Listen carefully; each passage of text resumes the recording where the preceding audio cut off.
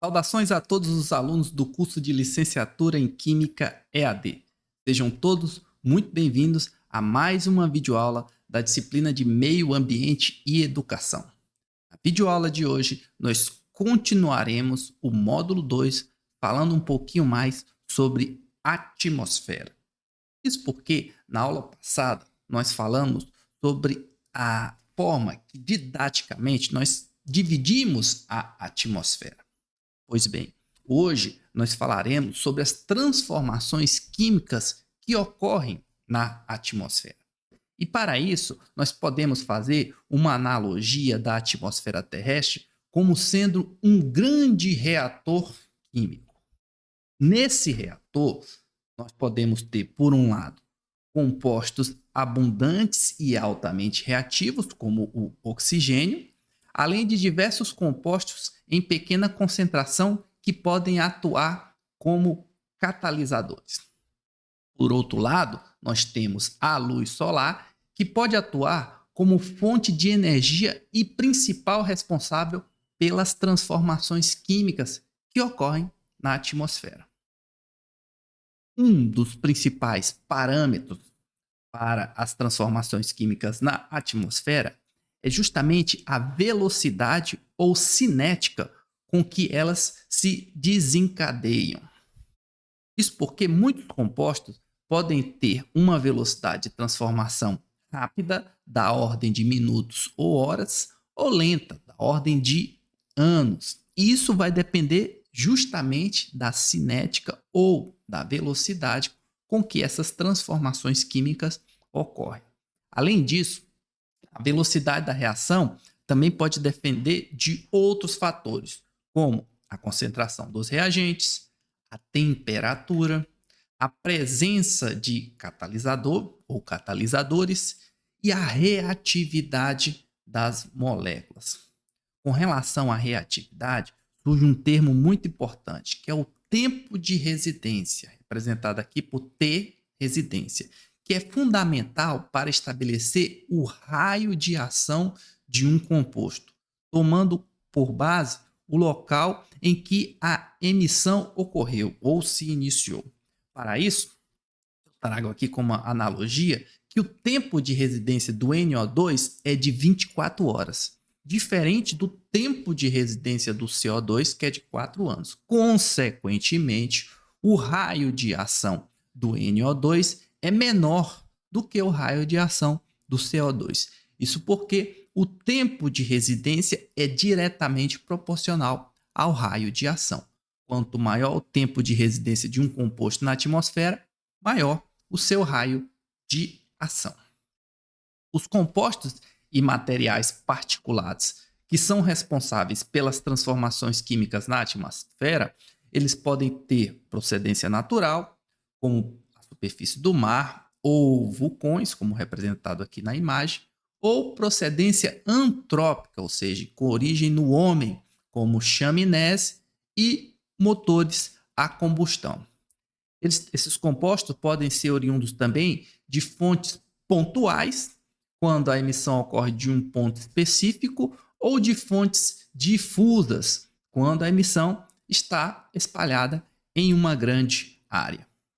Por fim, os poluentes podem ser classificados como primários, quando lançados diretamente no ar, pela emissão direta de fontes naturais ou antrópicas, e secundários, quando formados na atmosfera como produtos de uma reação.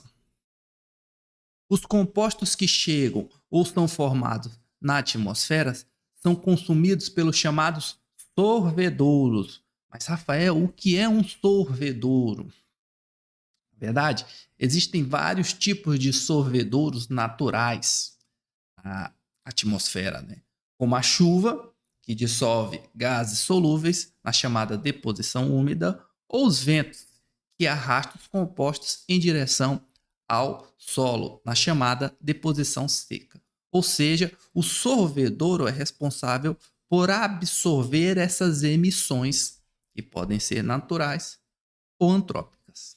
Existem também sorvedouros que utilizam mecanismos químicos para a transformação de compostos em uma sequência de transformações que nós conhecemos como ciclo biogeoquímico.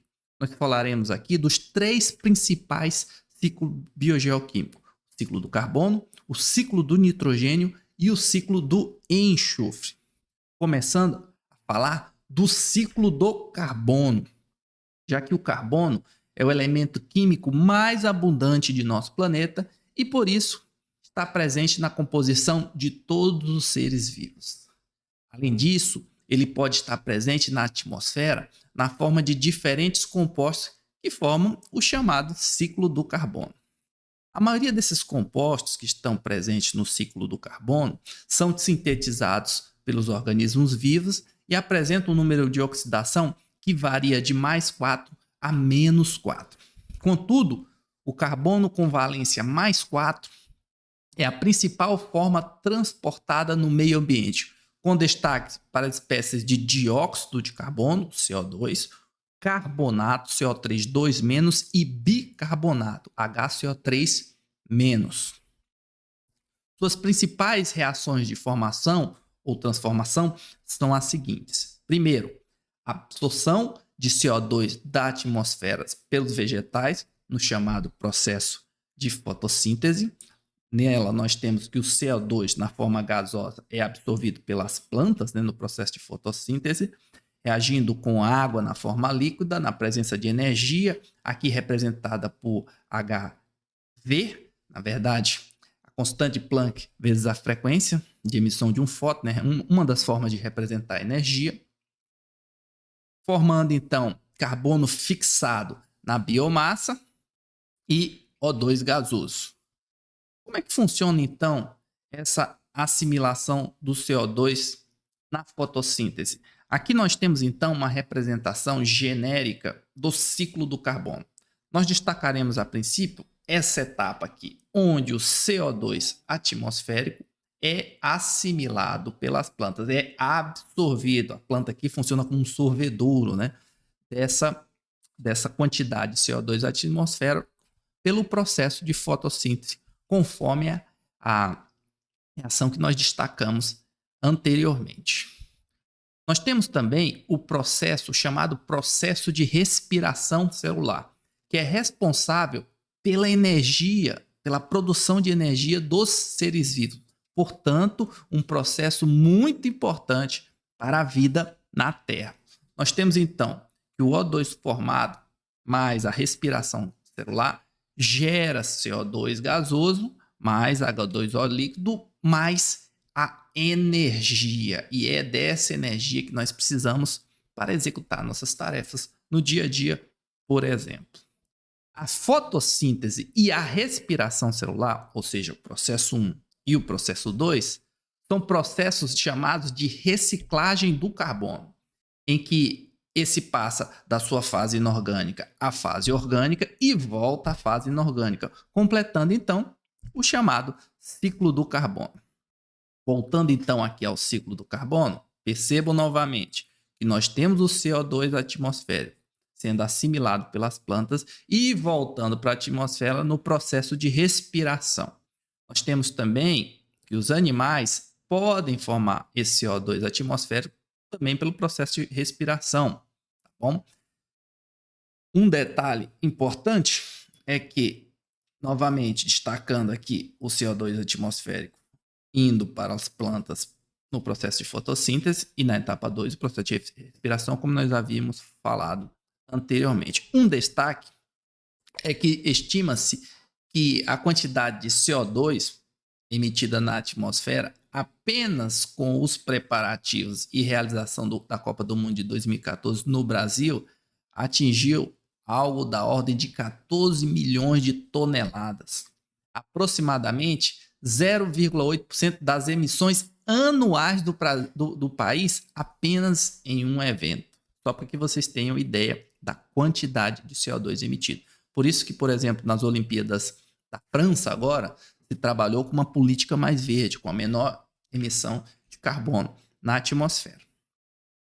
Falaremos também de um mecanismo muito importante, na etapa 3 aqui, que é o mecanismo de transporte do CO2 em meio aquoso e sua interação com os íons metálicos. Nós temos então que o CO2 gasoso, CO2 atmosférico, está em equilíbrio com o CO2 aquoso.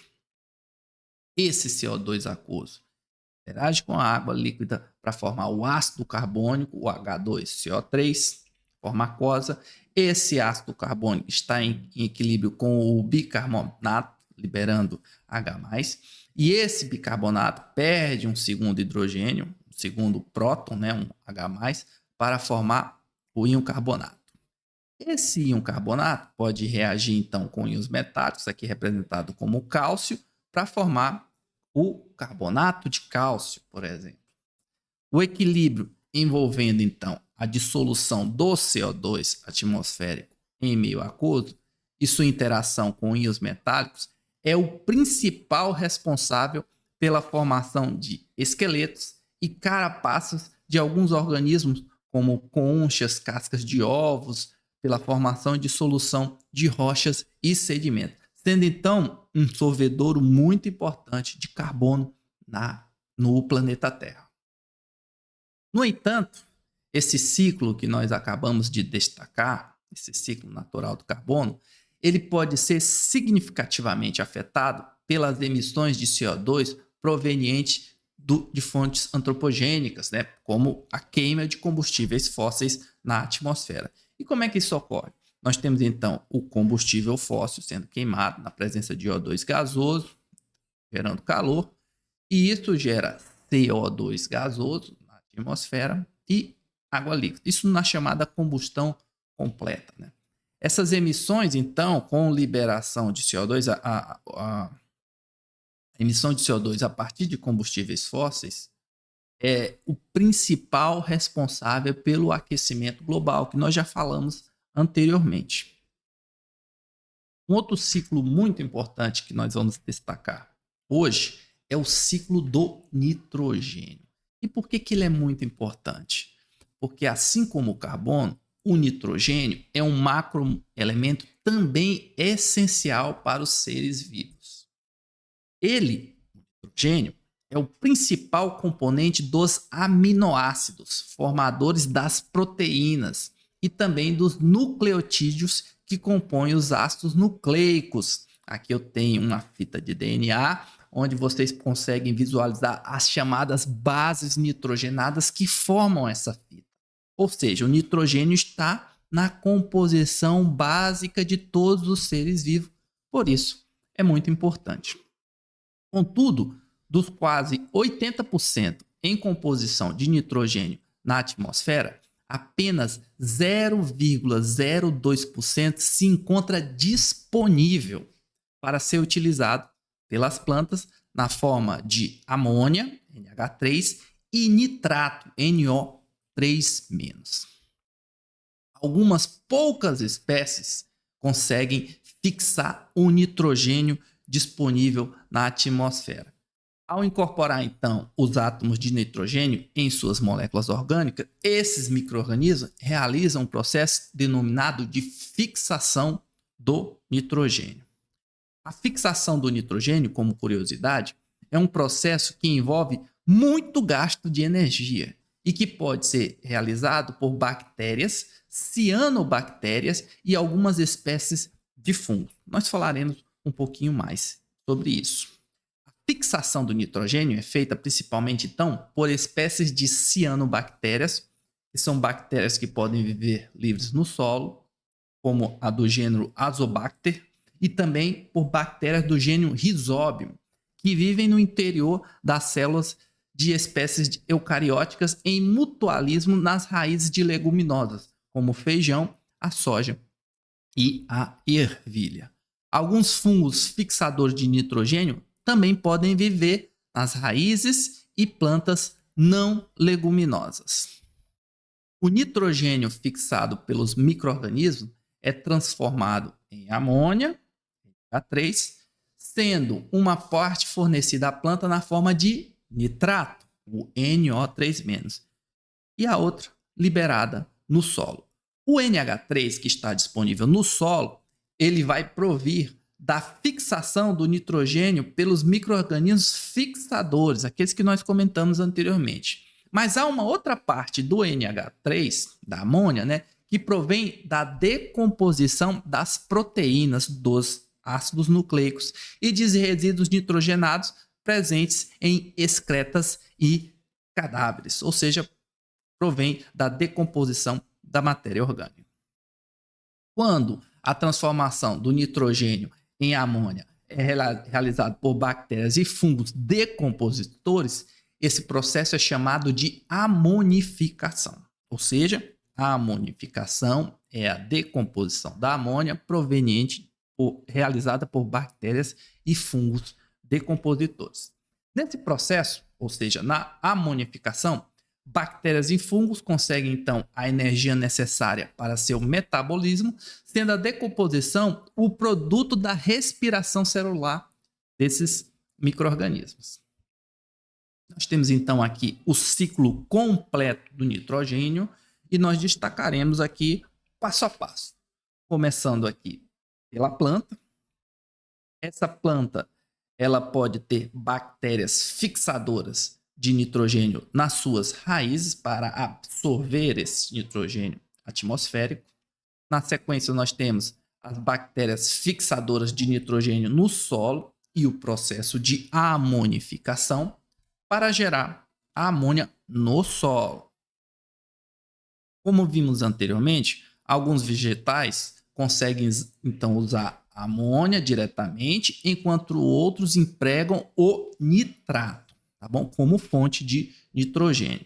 Ao fenômeno de transformação da amônia em nitrato, damos o nome de nitrificação. E essa nitrificação ela vai ocorrer em duas etapas. Primeiro, nós temos a nitrosação, que é a transformação da amônia na presença de O2 a partir de bactérias nitrificantes em nitrito, NO2-, água, H+, e energia. Essa, então, é a nitrosação, transformação da amônia em nitrito. E esse nitrito produzido é, então, transformado em nitrato numa etapa chamada nitratação. Ou seja, o NO2- formado na nitrosação continua reagindo com O2 gasoso na presença de bactérias nítricas, formando, então, o nitrato mais energia. Voltando aqui ao nosso ciclo, nós temos, então, a especificação das duas etapas, né? A nitrosação e a nitratação, com a formação do nitrito a princípio, e na sequência a formação do nitrato.